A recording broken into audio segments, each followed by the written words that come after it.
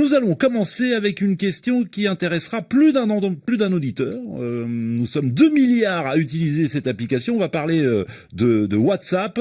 Donc si vous êtes utilisateur, vous êtes forcément concerné par la question de Noah. Bonjour Noah.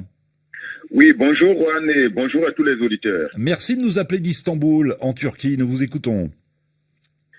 Alors, le mois prochain, WhatsApp forcera ses usagers, en dehors de l'Europe bien entendu, à accepter le transfert d'un plus grand nombre de données à Facebook, qui a racheté l'application il y a 7 ans maintenant. Cela suscite deux questions essentielles, Juan.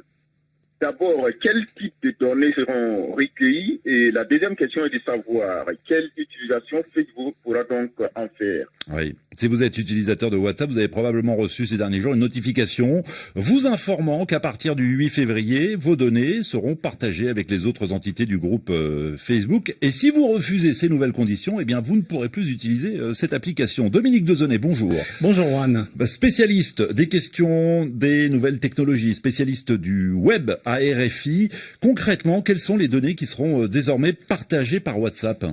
Alors, pour l'instant, faut bien rappeler que WhatsApp est toujours une application gratuite sur mobile qui permet d'envoyer des messages textuels, audio ou vidéo qui sont cryptés et pour l'instant sans ajout de publicité dans vos messages. Le 8 février prochain, ce ne sera peut-être plus le cas, du moins pour les mobilotes qui résident hors d'Europe. Alors pour tenter de calmer les débats houleux qui ont vu le jour sur les réseaux sociaux suite à l'annonce des nouvelles conditions d'utilisation de l'application, un porte-parole de WhatsApp a certifié qu'il n'y aurait aucun changement dans les pratiques de la messagerie et principalement en Europe, signifiant ainsi vouloir respecter le fameux RGPD, c'est-à-dire le règlement général sur la protection des données en vigueur dans les pays de l'Union. Mais ce discours, maintes fois prononcé par les géants du net sur le mode « on change tout, mais en définitive, ça ne change rien », fait éclater en fait une situation de monopole écrasante dont bénéficient les géants du web en général et Facebook en particulier, qui est propriétaire à 100% de la plateforme WhatsApp. Pourquoi? Bien parce que ce fameux RGPD européen n'interdit en rien à la filiale de Facebook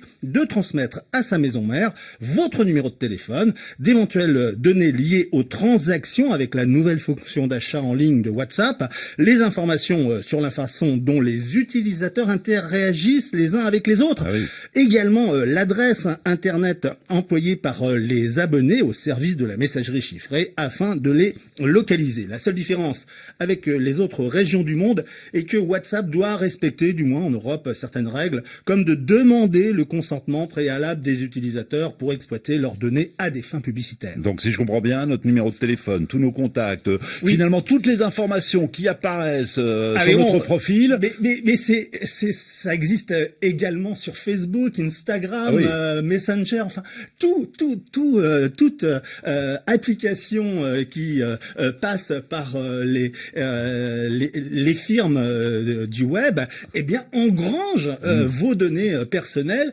Pourquoi? Pour les analyser. Les analyser et les monnayer. Ah oui, on est quand même 2 milliards à utiliser WhatsApp et Facebook se dit, à un moment donné, il faut bien qu'on gagne de l'argent avec WhatsApp puisque l'application est gratuite. Oui, elle est gratuite et la firme américaine déclare que ces nouvelles conditions d'utilisation ne devraient en tout cas rien changer sur la confidentialité des messages envoyés par les internautes et le contraire serait quand même un comble pour une application qui se vante de protéger la vie privée de ses utilisateurs. C'est ce que commentent de nombreux internautes sur les réseaux sociaux.